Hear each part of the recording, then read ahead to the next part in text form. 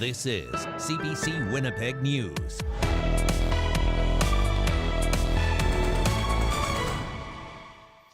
Good evening. Thank you for joining us. Evicted without warning. Some people living at a Winnipeg apartment building say they were forced out of their suites over the weekend. The CBC's Rosanna Hempel was there as people desperately searched for answers. Megan Levisser doesn't have anywhere to live. Oh, I'm confused, and it's really frustrating and sad, and it's disappointed, and you know what I mean? It's sad, and we cried. A lot of us cried yesterday.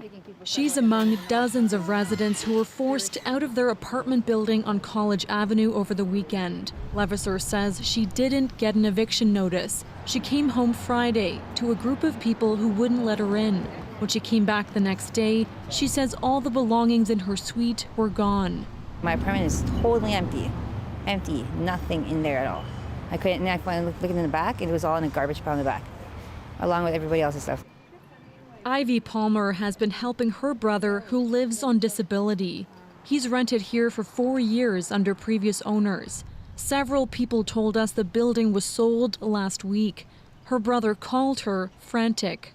I could hear someone yelling in the background. I said, "What's going on?" And he's like, "Well, they're offering me cash for a month of rent and $200 and saying I have to move." She says her brother was belittled and given paperwork to sign. He was forced to sign it and being told, "Nobody cares about you. The city's going to do nothing for you." The city says Winnipeg Fire Paramedic Service was notified about safety concerns at the building Friday. The city says it did not order anyone out. A city spokesperson says it's their understanding the owner made the call to vacate the property. A person guarding the door at 285 College Avenue told us the owner was inside but did not want to do an interview. Marion Willis with St. Boniface Street Link says they've housed people experiencing homelessness in the building. I will be filing a complaint with the Human Rights Commission. I mean, this was the most blatant violation of people's human rights. These folks were treated like they were less than human. It was absolutely horrific.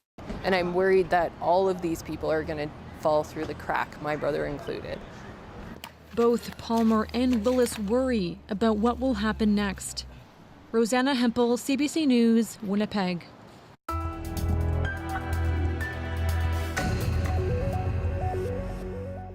Cash is tight at Peguis First Nation, where flooding is a perennial problem, along with the financial fallout from a series of high-interest loans.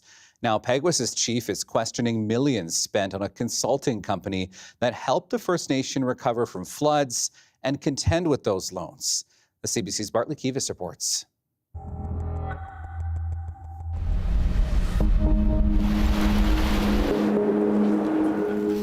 Hundreds of people have been forced from their homes in one community, the Peguis First Nation. Flooding is a chronic problem at Peguis First Nation, a Cree and Ojibwe community forced more than a century ago to live along the Fisher River in Manitoba's Inner Lake. Floods in 2011, 2014, and 2022 have damaged hundreds of homes. Falling apart. Dozens are condemned, including Bruce Sinclair's home, where water seeps through the cracked foundation and mold grows on the walls. Said we shouldn't be living in here because of the mold, but we're not going to move anyway. I don't know if it'll kill you, but in Winnipeg or somewhere, you can get killed. The flood damage to homes at Peguis has compounded a housing shortage at the First Nation. It has almost 12,000 members, but fewer than 4,000 live on reserve, owing in part to a lack of available housing. Peguis is also underwater in a different way. In 2017, a company called Bridging Finance provided Peguis with almost $100 million worth of loans at an annual rate of prime plus 11%. The average mortgage lending rate that year was around 4%. Bridging Finance is now in receivership. The court-appointed receiver for the company sued Peguis in late 2022, trying to recover that $172 million in principal and interest on those loans. Peguis sought outside help to recover from both the flooding and the loans. The First Nation hired a numbered company controlled by Winnipeg developer Andrew Marquis. He's best known as the developer behind the Parker lands in Winnipeg. According to Peguis's chief and counsel, the band paid Marquis's company $3.8 million over a 2-year period from April 2021 to March 2023. That works out to an average of $158,000 a month. Another Peguis-controlled business, Peguis First Nation Real Estate Trust, paid Marquis's company at least $600,000 between August 2021 and March 2022. That's according to financial records obtained by CBC News. Together, Peguis and its real estate trust paid Marquis's company at least $4.4 million in 2 years.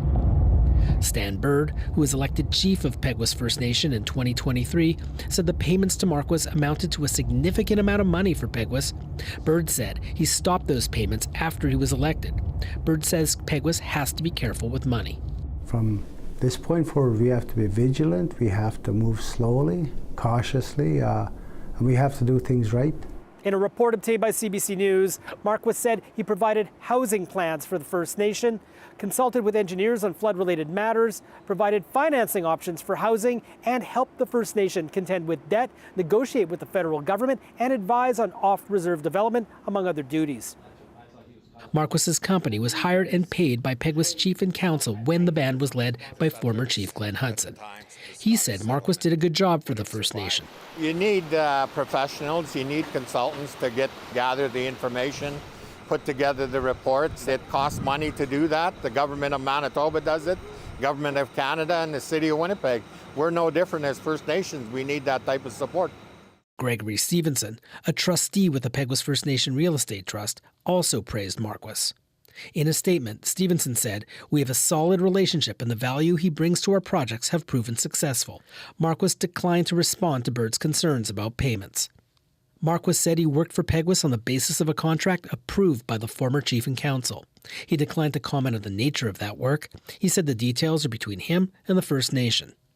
In a subsequent email sent to CBC through lawyer Kevin Toyne, Marquis said he had a good working relationship with Peguis when Glenn Hudson was the chief. In that statement, Marquis said, "It is unfortunate that internal politics is being brought forward by Chief Stan Bird related to other projects and previous contract work by Marquis's company, given the recent public statements on these projects and on the activities of the former government and leadership group." That's a reference to former Chief Hudson, who has challenged his election loss to Bird in court. On the basis, some advance polls were nullified and others were cancelled. A special sitting of the federal court was held last week in Winnipeg, and a decision from the judge is forthcoming. Métis Winnipeg lawyer Yvonne Guy Larocque, an expert in Indigenous governance and economic development, says Peguis is right to question millions in payments to consultants. It is absolutely necessary that the current council and Chief Bird and their legal counsel are asking questions about previous payments made to consultants, especially given the amount of issues that the nation has faced. Back at Peguis, Chief Bird said the First Nation needs to replace 500 substandard homes for people living on reserve right now and build new units to house hundreds of flood evacuees. Come here. Bruce Sinclair is hoping to receive a new home and would love to see enough houses built at Peguis so his granddaughter could return from Winnipeg. Right now, he's taking care of her dog, Perseus. But we had to keep them here because they can't take them in Winnipeg. CBC News made further interview requests of Andrew Marquis. His lawyer said he couldn't speak to us, citing confidentiality agreements with Peguis. The First Nation, meanwhile, has filed a $1 billion flood damages lawsuit against Canada, Manitoba, and 2 municipalities located upstream on the Fisher River. Bartley Kivas, CBC News, Winnipeg. Well, now to another CBCI team investigation. Yesterday, we told you about an inquest that was held into the death of John Edaway Capo. He died in police custody in 2019. It took 5 years, but the family finally knows exactly what happened in that case. Well, now we're hearing from the family of a woman who also died while in police custody. The 23-year-old was picked up last year for intoxication and housed at an RCMP detachment for 15 hours. The I-Team's Caroline Bargout has more on her family's desperate call for answers. We found it so hard to believe she was gone. The last time Vernon Highway saw his daughter alive, she was being taken away by the RCMP to sober up in a jail cell. Janine Walker had been fighting with her boyfriend when police were called. The next morning, she was dead. I want to know what happened to her. And This is where we're at right now. This is where we're stuck. Highway has been so distraught over his daughter's death that he quit his job as assistant manager at the general store because he just can't stomach being in the community for long periods of time. Because it really bothers me every day not knowing what happened to her, and I vowed and promised her kids that I will get them answers. He and his wife are now looking after their daughter's 4 kids. He says the family has received no information from RCMP about what happened to the 23-year-old. At the time, the RCMP said an intoxicated woman was taken into custody around 7:40 p.m. on March 22, 2023. By 10 o'clock the next morning, she was found unresponsive in a cell and taken to the nursing station, where she was pronounced dead. The IIU was then called in to investigate. Chemawaywin's chief says Walker's death has been difficult for everyone on the First Nation. You know, it was a tragic event, and it was very devastating for the community because, you know, when you see a young person like that, you know, die such, you know, like such tragic death, and we don't even know why. Highway is desperate to find out what happened to his daughter, but likely won't get many answers until an inquest is held in her death. But that can't happen until the IIU investigation is complete, and it's not clear when that will be. Caroline Bargood, CBC News, Chemawaywin First Nation. Now, if you have a tip for our I-Team, you can call our confidential tip line at 204-788-3744 or email iteam@cbc.ca. The attempted assassination of Donald Trump is being felt by many on this side of the border. It's also shining a light on the kind of threats that elected officials can face. A House of Commons committee heard earlier this year that the number of files on threats, either direct or indirect to MPs, has increased from 8 in 2019 to 530 in 2023. Ben Carr is the Liberal MP for Winnipeg South Centre. We just spent several meetings before the session of Parliament ended talking about threats that fellow members of Parliament were subject to. And there was some very concerning and pretty moving testimony on the part of members of Parliament from all political stripes that speak to the degree of this problem and the extent to which we have to address it and be aware of it. Carr says MPs' offices across the country have various security measures in place to protect staff and the public. Here in Manitoba, PCMLA Kelvin Gertson says in the 2 decades he has been in office, he's also seen an increase in threats against elected officials. There's no doubt there's more of it, and I hear that from elected officials of all political stripes. So it isn't a partisan issue. Those who are in different political parties have been feeling it too. Having served as the Attorney General and the Minister of Justice in the province not that long ago, I mean, I was certainly privy to threat assessments, and there's an ongoing threat assessment that is done when it comes to elected officials and the building itself. And there has been ebbs and flows to that, but certainly I think that there's been an intensity increase over the last number of years. Premier Wab Kinew says internal procedures are being reviewed here in Manitoba, but can't point to any specific changes in security measures. Mosquito fogging will continue in Winnipeg tonight, weather permitting. Crews were able to fog another 7 zones last night, despite a few scattered showers overnight. They hope to get another 9 zones done tonight, mostly in the west and southwest parts of the city. Fogging begins at 9:30 p.m. until 6:30 in the morning. Buffer zones will be respected. You can find a full list of the neighborhoods being sprayed on the City of Winnipeg's website.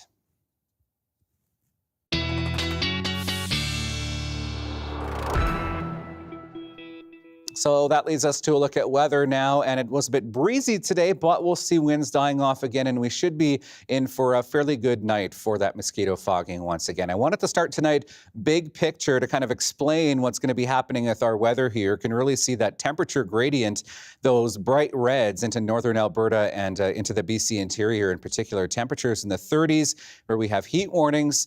But looking at Manitoba, look at these temperatures. Only 19 this afternoon in both Winnipeg and Dauphin, 21 in Brandon. So a completely different story. And we're going to see some of that warm weather moving our way as we get into the next couple of days.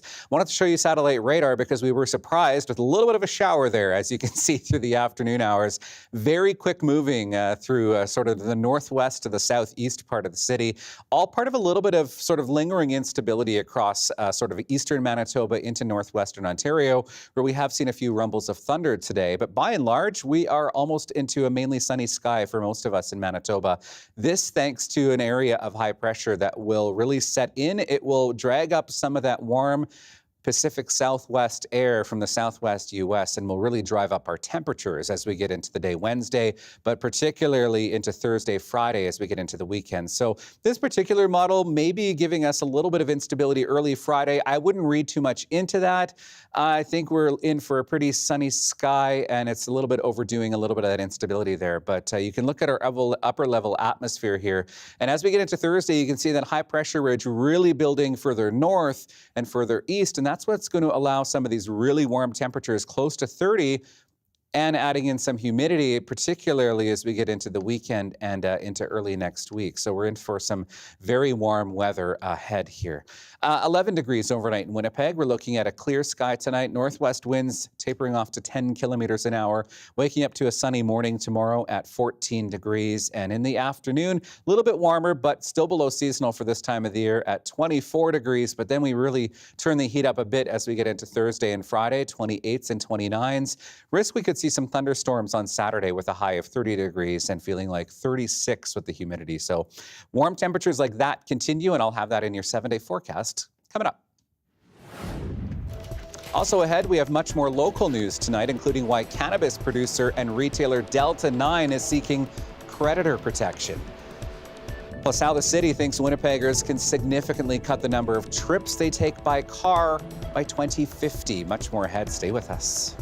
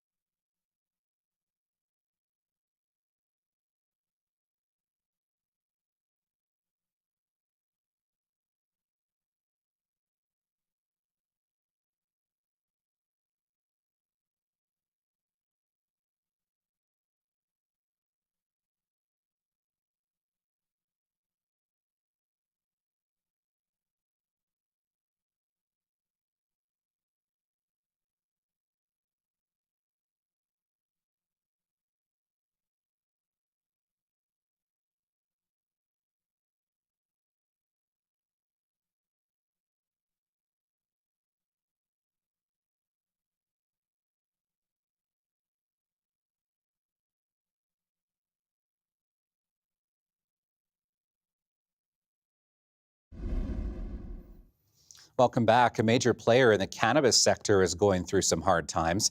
Delta 9 says it has obtained an initial order for creditor protection. It started in medical cannabis, then became a producer and retailer of recreational cannabis, opening more than 20 stores. Delta 9 reportedly owes one creditor $40 million. CEO John Arbuthnot says his business has struggled with survival like many others in the industry. The challenges that the cannabis industry has encountered over the last number of years, including price and margin compression, oversaturation, the number of retail stores, just the overall competitive landscape here in Canada.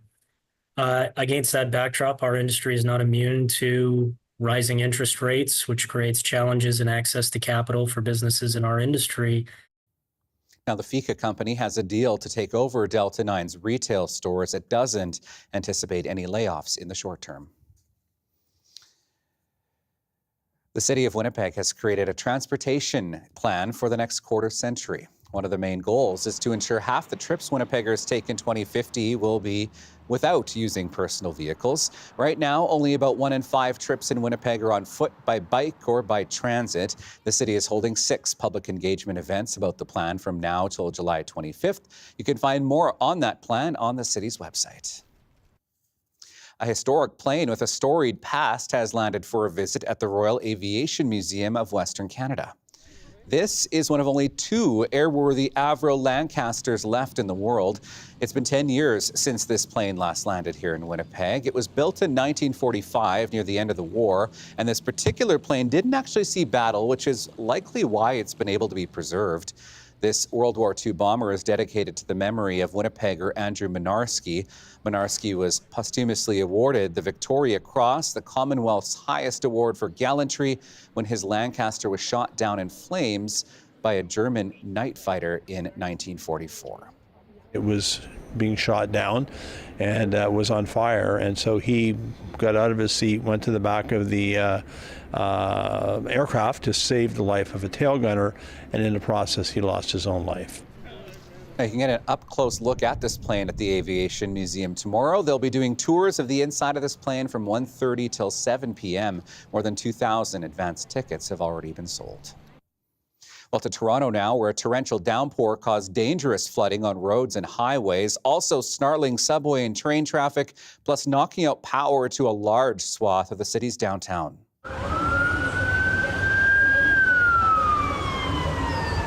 Flooding forced the closure of parts of a major highway connecting downtown Toronto. The heavy rain also shut down Union Station, the main subway and commuter train hub.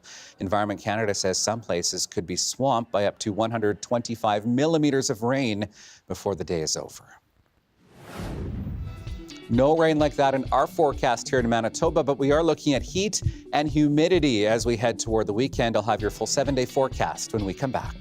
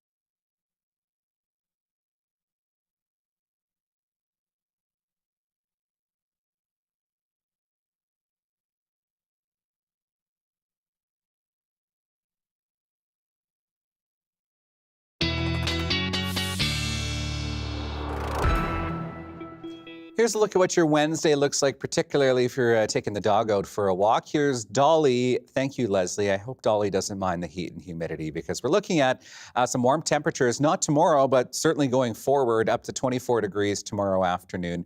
West winds at 10 by the time we reach the evening. Across the province, temperatures still a little bit below seasonal for most of the south, 23 in Brandon tomorrow. But look at those temperatures in the Paw and Lynn Lake.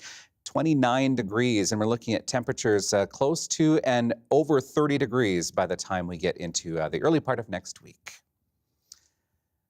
Imagine jumping out of a plane at 100 years old. That is exactly what one man did to usher in a new century. Second World War veteran Ed Marshall took to the skies, all while raising funds for Toronto's Sick Kids Hospital. His big jump is our daily lift.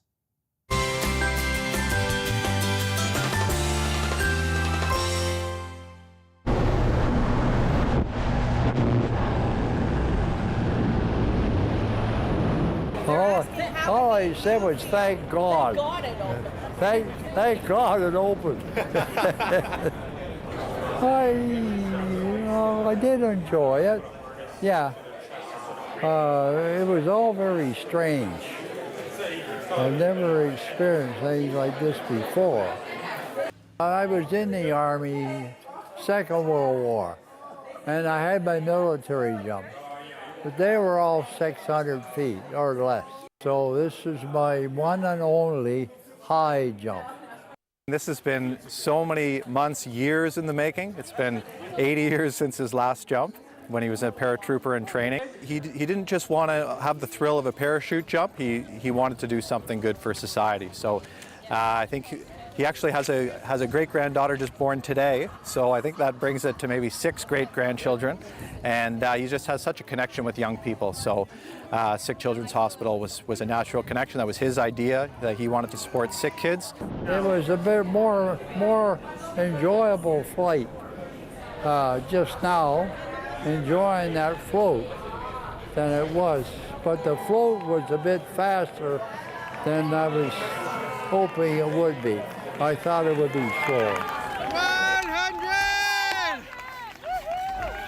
Oh boy, way to go, Ed. By the way, he raised $90,000 for sick kids. So great accomplishment there for 100.